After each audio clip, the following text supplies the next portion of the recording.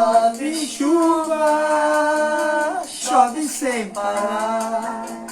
Jorge Ben Jorge, fazer uma prece para Deus nosso Senhor. pra chuva parar. Choveu o dia inteiro, minha querida Adriane Werner, que já chegou, que já está aqui, que já vai pedir para entrar. Coisa de louco. Então essa música é em homenagem à chuva de hoje. Vamos parar a música que o povo já está por aí. O meu amor assim.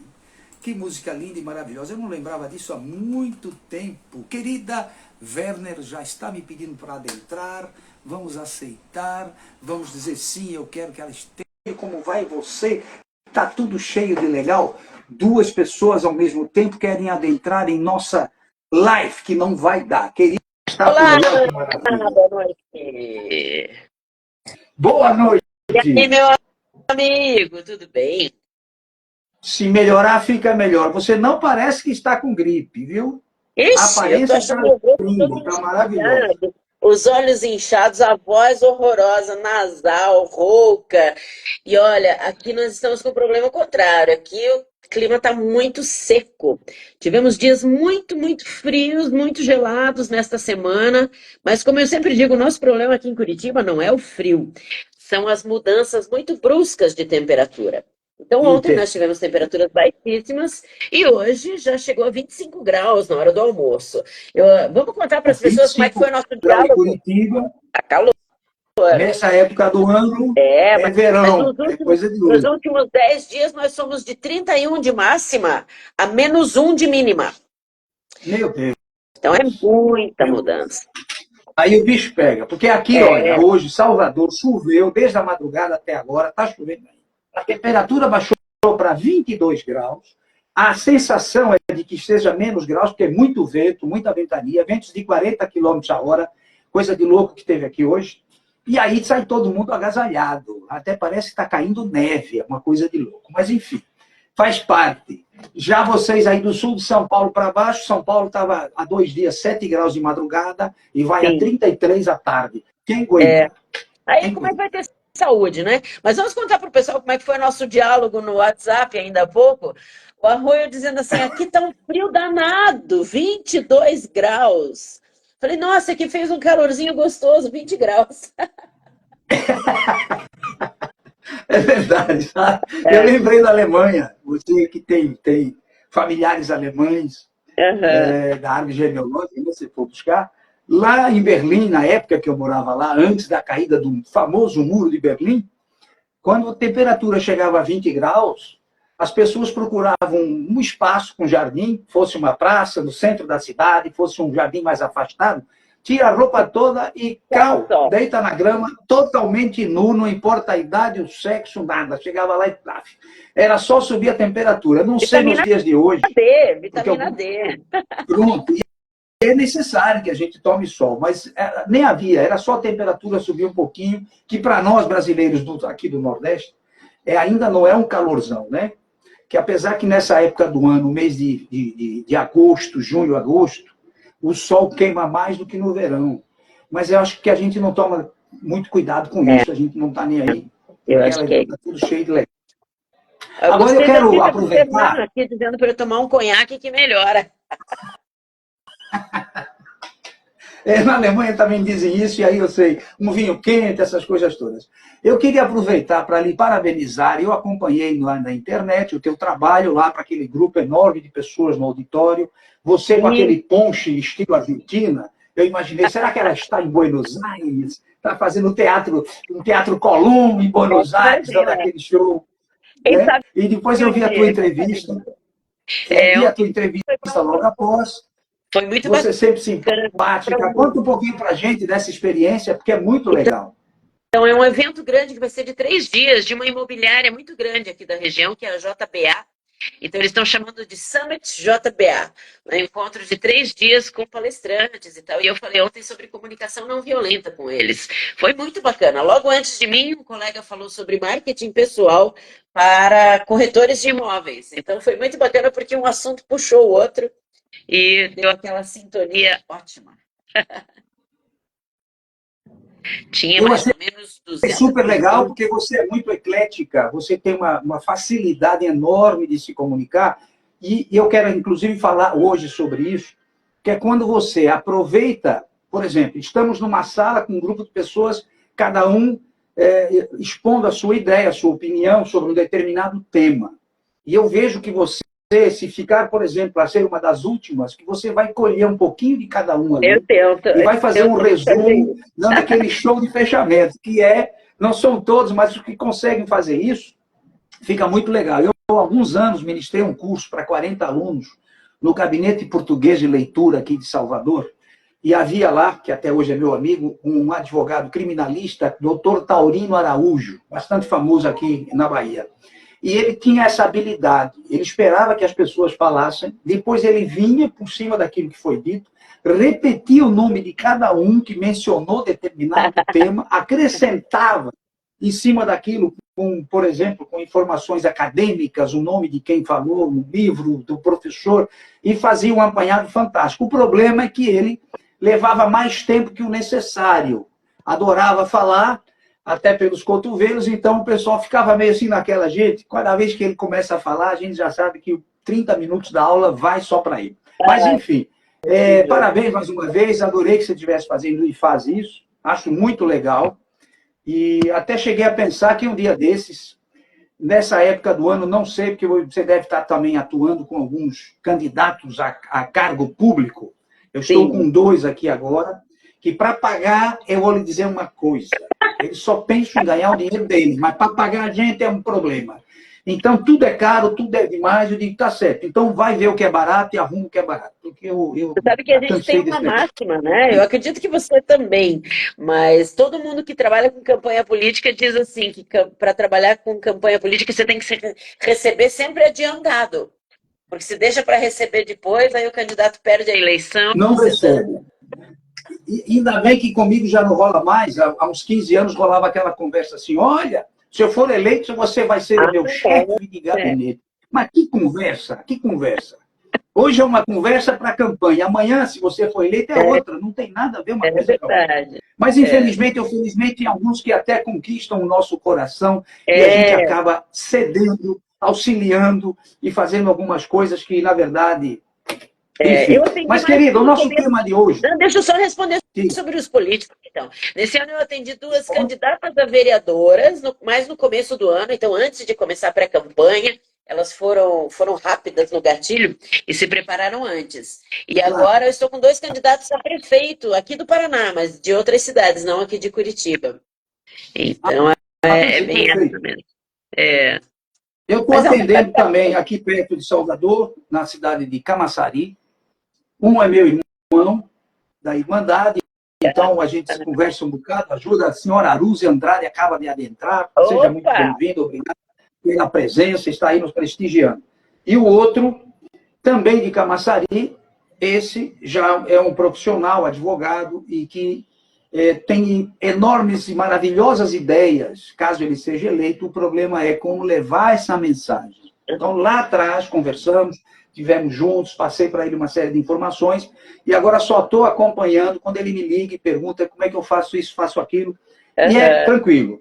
Só que, claro, se fosse agora, de uma só vez, a gente ajudar, é difícil, É, porque você é não um trabalho de consegue, construção, em né? cima da hora da campanha, fazer alguma coisa, né? Você sabe que há Aí não muitos dá mais. Mas anos sim, atrás eu querida, atendi, há muitos anos atrás eu atendi um candidato a governador no estado do Pará. Nossa, uma pessoa simpaticíssima, assim, foi muito bacana. E ele dizia muito isso, assim, ah, se eu ganhar, você vem ser a minha secretária de comunicação. Imagina, eu não, morando lá mas no isso é Pará hoje. o problema é que há muitos anos, quando eu comecei, eu trabalhava no Sebrae e procurava no Sebrae, às vezes, os cursos de oratória, né? E tinha aqueles que queriam uma mentoria. E eu, na altura, até nem fazia muita mentoria, era mais cursos mesmo.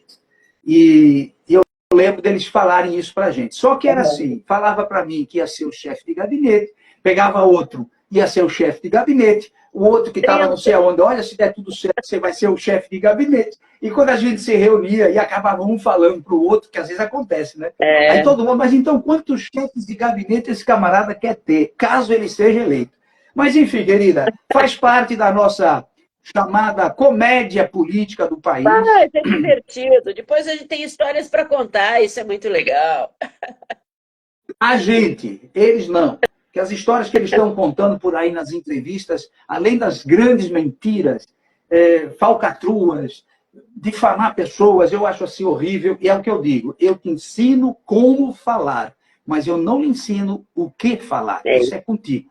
Vai ler livros, recomendo algumas coisas que é interessante para as pessoas, etc. Mas, enfim, olha, eu estou te vendo aqui também, ó. Olha lá, hoje deu Não, certo. eu vejo sempre aqui no computador, e agora eu estou trocando de celular, já te falei, tem 3 meses que eu estou trocando. Mas, enfim, uma hora dessa eu troco de verdade. A Então, gente estou fica no aqui processo olhando. de transição mesmo, porque sempre acaba perdendo alguns dados, alguns contatos. Eu também, agora que eu tô abandonando o meu anterior, porque até poucos dias atrás estava andando com os dois na mão, porque a transmissão é meio lenta. É isso, porque esse aqui, por exemplo, ele não, ainda não descobri como fazer para ter 2 aplicativos, por exemplo, 2 WhatsApps. Eu tenho um que eu uso só para o meu, como a gente fala às vezes aqui, como você viu, que eu chamo esse de o meu particular. E tem o que eu uso para os alunos da escola, que é outro número, mas como o celular tem 2 números, eu faço então esse Ah, duplo aplicativo. É tranquilo. E também tenho 2 Instagrams. Na realidade, não preciso de 2 Instagrams, porque eu tenho 3. Um deles está aqui agora, que é esse, o Leão. E você tem no mesmo aparelho. Eu devagarinho estou passando as coisas. E esse aqui, esse aparelho, até agora não descobri como fazer isso, como ter os 2 aplicativos, que seria só Facebook e o Zap, WhatsApp. que é com os alunos, etc. Sim, querida. Agora vamos adentrar no nosso tema. Bora! Antes de mais nada, eu quero dizer a você, não sei exatamente se você pensa como eu nesse aspecto. Eu acredito que uma pessoa, para ser uma boa comunicadora, para que você possa levar de verdade uma boa mensagem para um grupo de pessoas, você deve também ser um comunicador no cotidiano, em quem você ocasionalmente encontra ou aquelas pessoas que você obrigatoriamente irá encontrar. Então, quando você desperta em tua residência, em teu lar, você tem pessoas à tua volta, a não ser pessoas que vivem sozinhas. Mas, enfim, na minha opinião, o lugar mais difícil de você colocar ali as tuas vontades, os teus desejos. Aí em casa é que o bicho pega. Mas, enfim, deixa esse de casa de lado, que é para os alunos começarem a entender. A outra você sai, por exemplo, eu tenho aqui o meu prédio, eu desço o elevador, não há sensorista, mas há um controle lá na cabine, que eles fazem um controle lá para estar tudo certinho. Aí, com quem você conversa? Com as pessoas que estão limpando o prédio, com as pessoas que estão cuidando da entrada. Aí você vai na padaria, por exemplo, ou vai no mercado, vai buscar o pão, vai buscar alguma coisa. Como é essa relação com essas pessoas? Como é que você cuida? Então, tem alunos que dizem assim, eu acho que você já ouviu isso. Professor, quando eu estou de manhã na porta do elevador, o elevador para, eu entro e digo bom dia. Eu acho até que já comentei isso aqui. Mas ninguém responde. Ninguém responde porque talvez o teu bom dia seja um bom dia pífio, aquele bom dia que você não deu um bom dia interessado em receber uma resposta. Então, tudo tem a ver para que possamos evoluir, melhor dizendo, para sermos um bom palestrante, por exemplo. Até porque, Adriano, para que você comece a falar sobre isso, não sei no teu caso, mas a maioria dos meus alunos, eu posso dizer a grande maioria, não vem para um curso de oratória com o intuito de ser palestrante. Ele quer apenas saber se comunicar. Ele quer apenas falar melhor com as pessoas. Ele quer, por exemplo, no trabalho, isso é bastante. Quero apresentar um trabalho, uma nova ideia, um novo projeto, mas fico perdido, me dá branco, eu não consigo falar o que eu penso. Enfim, outros que acontece muito. Nas reuniões eu tenho que desabafar, quero falar de coisas que eu vejo que não estão certas, mas eu fico receoso.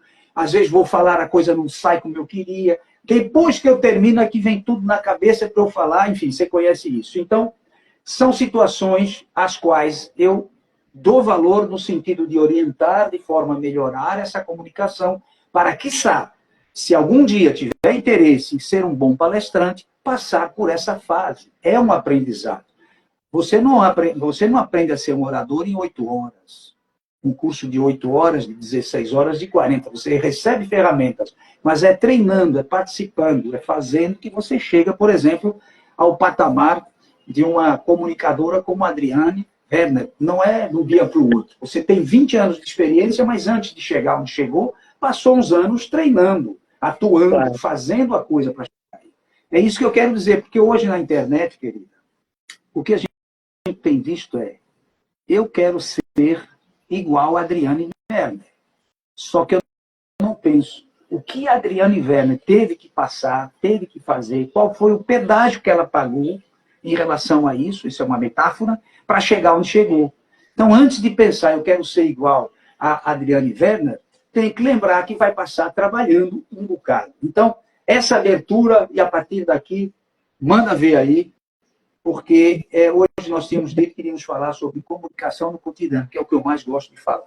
Então, e você tem toda a razão, é como a gente sempre destaca por aqui. Nós temos aquelas 3 instâncias na comunicação. Começa com a intrapessoal, eu comigo mesma. Como é que eu estou ouvindo os meus diálogos internos? Como é que eu estou trabalhando os meus diálogos internos?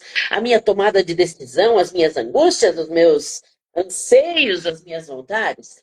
Trabalho bem a minha comunicação intrapessoal, aí a gente vai para a comunicação interpessoal, que é essa que acontece o dia inteiro. E como ela é muito volumosa, vamos dizer assim, desde o bom dia até o boa noite, desde o ventre materno até o último suspiro, poxa, nós deveríamos dar mais atenção à comunicação interpessoal. Porque a gente, quando pensa em técnicas de comunicação, só pensa na oratória. E você falou muito bem, aliás, agradeço o elogio, mas as pessoas hoje realmente querem fórmulas prontas. E não existe fórmula pronta. Até nos treinamentos eu gosto muito de dizer assim, ó, não existe proibido e obrigatório em comunicação. Existem coisas que mais facilmente dão certo e outras que vão ser um caminho mais longo, mas não existe proibido e obrigatório.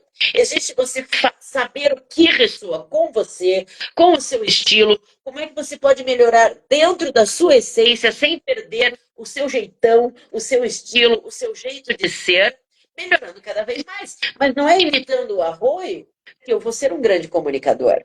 Eu posso olhar algumas coisas da comunicação do Arroio e dizer, isso eu quero para mim, porque isso combina comigo. Eu gosto do jeito bem-humorado dele ser. Eu gosto dessa ideia de levar a vida de maneira mais leve. Como é que eu posso adaptar isso à minha comunicação, ao meu jeito de ser?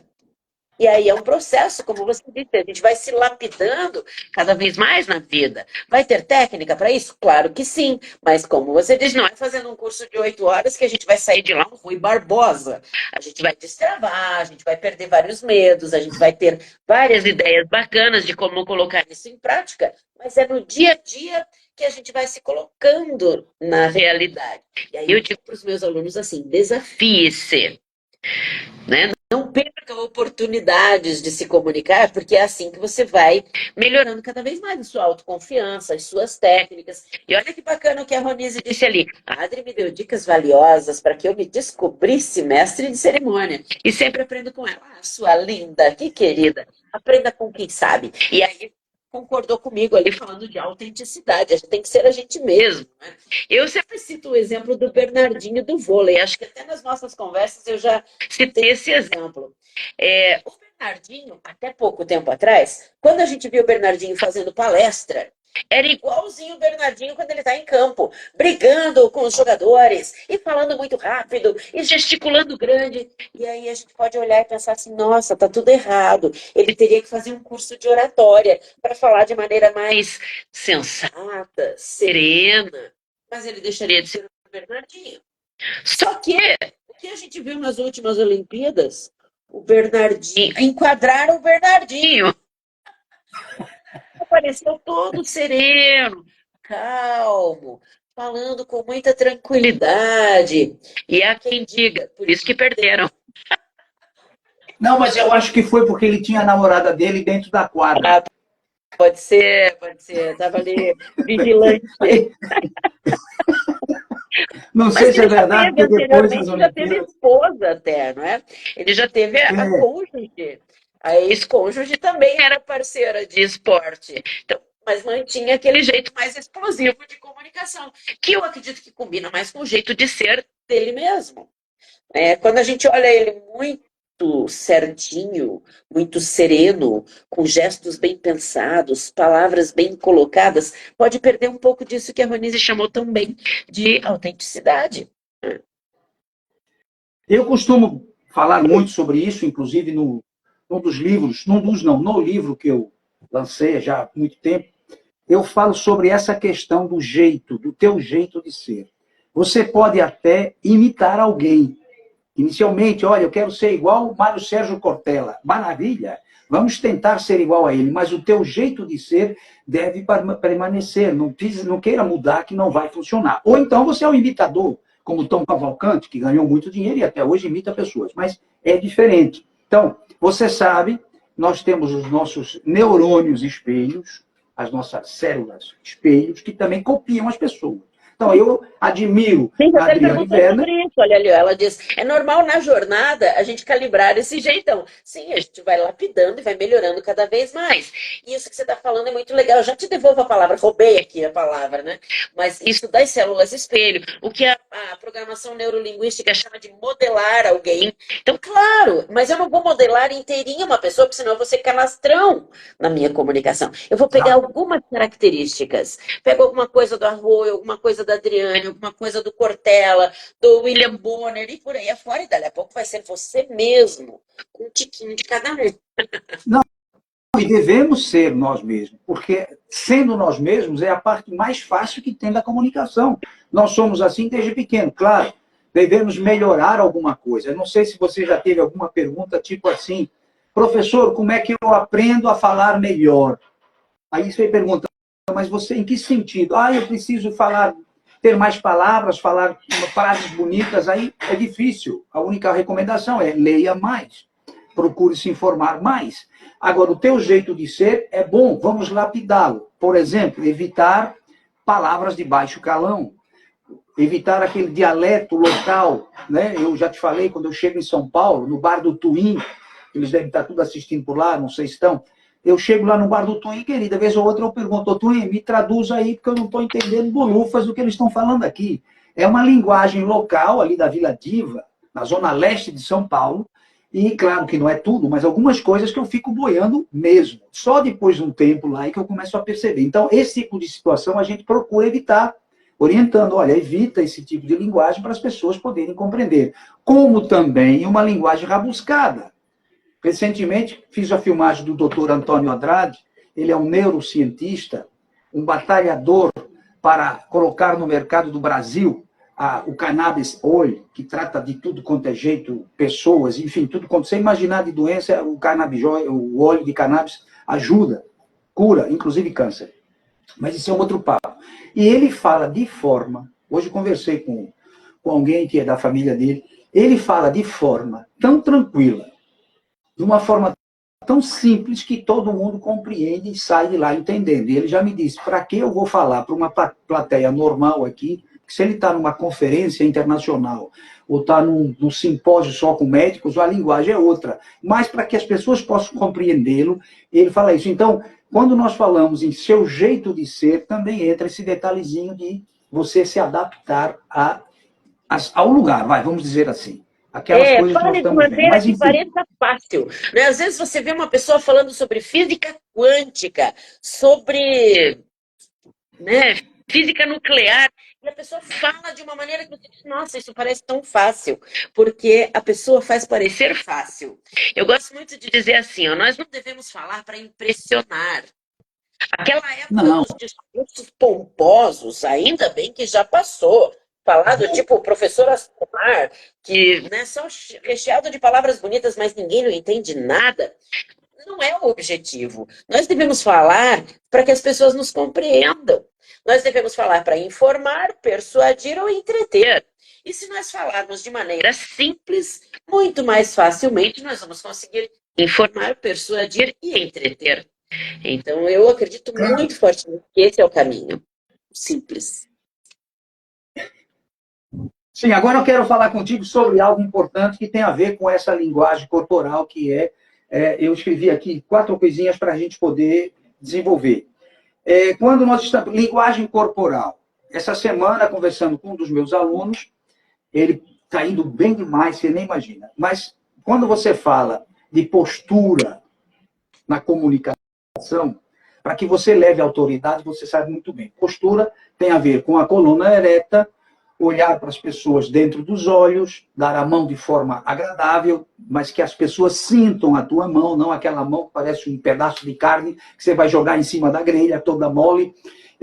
Além disso, tem alguns detalhezinhos importantes, que é a congruência, né? Que é a linguagem corporal.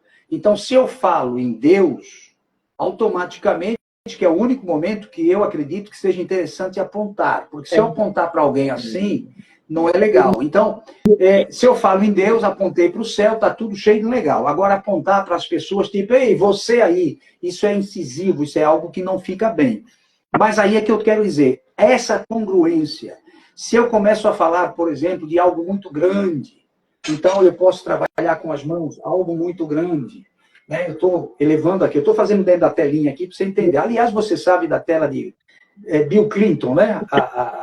O quadrado do Clinton, que é onde as pessoas falam assim exageradamente. Aí você precisa orientar para que fique aqui. E aí também aprendi recentemente, que eu sempre fiz isso, mas eu não usava esse termo, que é segurar uma bola de basquete. Então você, quando está aqui segurando uma bola de basquete, você está com a mãozinha aqui perto do umbigo, naturalmente, eu estou colocando aqui em cima para que vocês possam ver. Então, uma bola de basquete, cuidado com algumas, né, posições da mão, porque isso a gente já falou disso. Então, essa questão da linguagem corporal, junto com o que nós estamos falando, é que leva credibilidade ou exatamente o oposto. Por vezes, a gente conversa com alguém e ficamos assim pensativos, algo não estava bem com aquela pessoa, com aquela figura. E não sabemos o que é, vamos ficar matutando. Mas é exatamente esses pequenos gestos incongruentes, né? Imagina, eu falo da lua e começo a olhar para o chão. Eu falo de lua, automaticamente eu vou olhar para cima.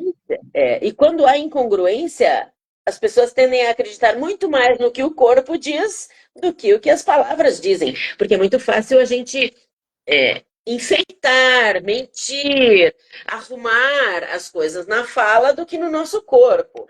Existem pesquisas apontando números diferentes para essa questão, mas todas elas mostram que a linguagem corporal grita muito mais forte do que a linguagem falada. A mais radical dessas pesquisas aponta somente 7% para a nossa palavra e 93% para todo o contexto não verbal, que aí inclui desde o ambiente, iluminação, acústica, ergonomia, até a nossa linguagem corporal, com velocidade da fala, entonação, força, gestual, direcionamento do olhar e por aí afora. Então, é realmente um número muito grande de informações que a gente transmite com o corpo e que isso tudo é lido.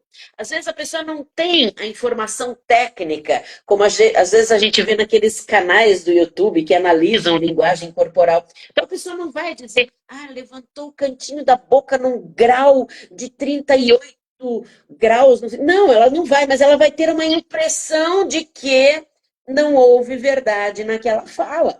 É muito forte essa leitura que as pessoas fazem da nossa linguagem corporal. Então, como você falou, a palavrinha mágica é exatamente essa, é congruência, demonstrar aquilo que a gente está falando. E onde ou em que momento da nossa trajetória nós aprendemos a observar as expressões faciais?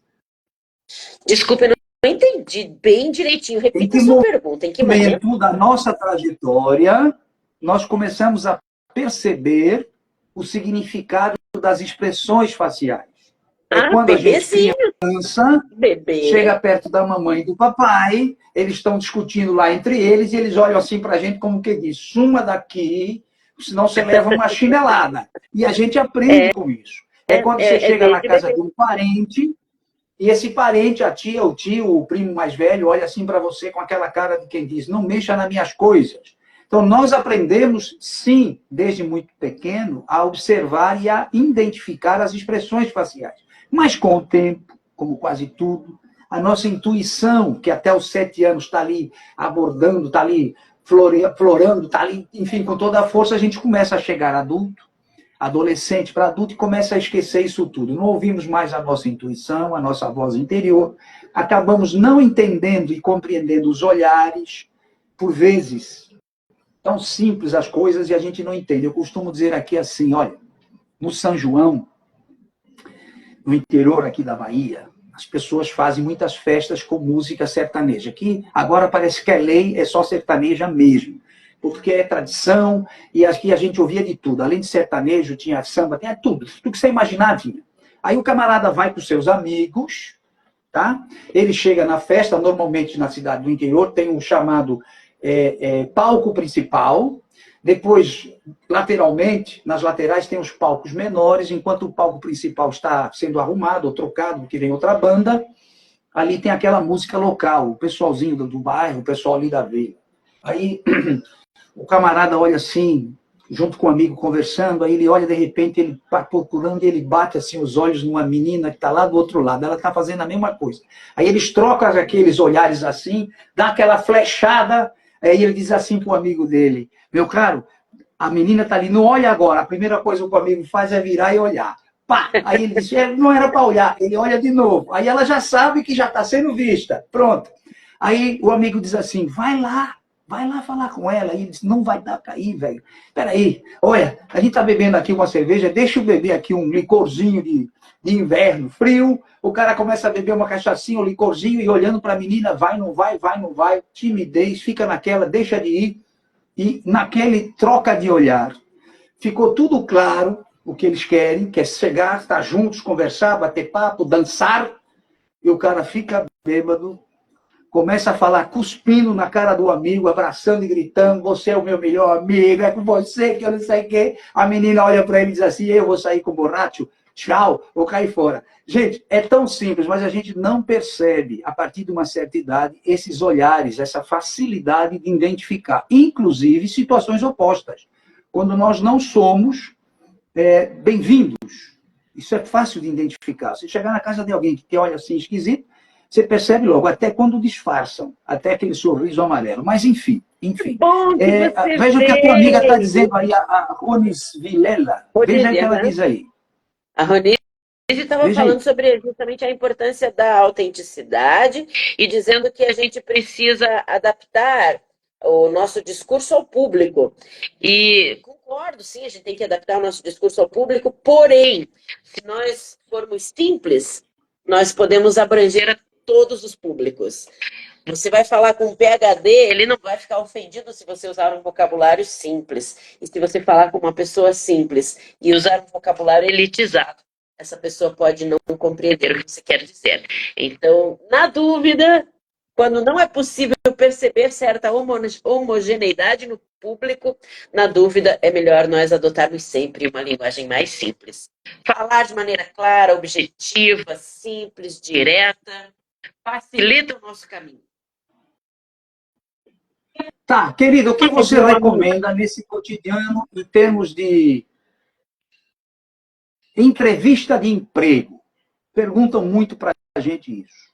Você talvez tenha aí algumas sugestões, porque a palavra dica eu deixei de usar, eu não dou mais dicas, eu levo sugestões. Então, quais são as sugestões que você, Adriane, poderia dar aos jovens que estão à procura de trabalho? Vão participar de uma entrevista de trabalho. Vamos lá. Se você conseguiu a entrevista de emprego, já significa que o primeiro degrau você já ultrapassou, porque você mandou o seu currículo e o seu currículo já foi bem avaliado, porque você foi chamado para a entrevista. Então, talvez essa conversa devesse começar um pouquinho antes ainda, que é na hora de elaborar o currículo. Então, coloque ali informações objetivas, ainda bem que hoje nós não temos mais aqueles currículos que são calhamaços desse tamanho. É uma folha só contando um pouquinho da sua experiência profissional, da sua formação acadêmica e seus objetivos. Pronto. Aí você foi chamado para a entrevista. Se você puder saber qual é a empresa que está recrutando, muito melhor. Porque quanto mais você puder ter de informações, mais seguro você vai estar naquela entrevista. Então, Por exemplo, eu sei que é a empresa do arroio que está contratando. Eu vou na internet e vou pesquisar alguma coisa a respeito dele. Se tiver um site, ótimo, melhor ainda. Eu posso saber se é uma empresa mais formal, mais informal, de acordo com as coisas que eu conseguir pesquisar ali naquele site. Eu vou pesquisar redes sociais dessa empresa ou dessa organização. Então, quanto mais eu conseguir informações, mais isso vai me dar segurança no momento de uma entrevista. Acredito que nem precisaríamos dizer, mas é sempre importante destacar: não mentir em uma entrevista de emprego, porque algumas pessoas colocam ali fluência de inglês, fluente no espanhol, ou em pós-graduações que não fez, e isso é tudo muito facilmente detectável. E aí pode ficar muito feio para aquela pessoa que mentir. Em uma entrevista, se eu digo assim: ah, que bom, você é fluente em inglês, você estudou, você morou fora, conta um pouquinho para mim dessa experiência. E a pessoa já vai começar a ser reticente, veja bem, quer dizer, olha só e tal. Então, a gente não consegue sustentar com muita segurança quando as informações não estão corretas. Falando a verdade, sabendo o máximo possível, fora isso, é essa autenticidade que a gente estava dizendo. Então, tentar não levar aquelas informações, aquelas respostas decoradas do tipo: como você se vê daqui a 5 anos? Ah, eu já vou treinar porque eu sei que o recrutador vai me perguntar isso. Hoje, ainda bem que a gente também trabalha o recrutador para que ele faça perguntas mais criativas. Então, se vier essas perguntas muito tradicionais, não vá com respostas decoradas. Ah, qual é o seu maior defeito? Qual é a sua maior qualidade? Por que você saiu do seu último emprego? Fale a verdade. Claro que você não vai depor contra você, mas não minta. Por exemplo, se você foi demitido, diga que foi demitido. Se você se desentendeu com alguém, diga da melhor forma possível que você se desentendeu com alguém. Logicamente, tente fazer com que isso não deponha contra você, mas sempre dentro do campo da verdade. Eu acredito que esse é o melhor caminho para uma entrevista de emprego. Arroz, você concorda? Concordo plenamente e acrescento que o entrevistador, do mesmo jeito que o entrevistado procura informações a respeito da empresa, de quem vai entrevistar, eles também querem saber, antes de você chegar lá, quem é você. Então, Então, põe hoje, e redes coloca nas redes sociais, sociais, exatamente. redes sociais, várias delas, não preciso mencionar aqui nomes, e informações sobre a vida, digamos, enfim, você tem as certidões de crimes, etc., que se procura hoje na internet, você já sabe Ficha tudo. corrida. Ou seja, é estúpido você pensar em fazer uma mentira, até porque na empresa anterior dele vai ser fácil também saber se já trabalhou ou não, porque muito provavelmente no currículo ele escreveu lá experiência adquirida na empresa X do tempo ao tal, e eles vão ligar para a empresa, vão procurar saber como foi a atuação desse cidadão ou dessa cidadã. Enfim, mentir é dar Não soco em cola. ponta de faca, é problema. Não vai funcionar, não vai dar certo. Pois bem, para que nós possamos encerrar daqui a pouquinho com Já? chave de ouro, Mas que querida, estamos barbaridade. há 40 minutos conversando. A nossa conversa é tão fácil, tão fluente, que a gente está aqui de boa. Eu anotei algo que eu quero muito falar com você, que é na comunicação do cotidiano, numa empresa, dentro de casa, na irmandade. Qual a importância? Olha a pergunta que eu vou lhe fazer, sabendo que você vai nos encantar com a resposta. Qual a importância da escuta ativa? O que significa isso? Escutar ativamente. E a importância disso na comunicação dentro de casa, como cônjuge, como filho, como pai, como irmão, no trabalho, como líder, como liderado, nas irmandades, enfim. Por favor. Adoro! Adoro falar o quanto todos nós podemos e devemos ser melhores ouvintes. No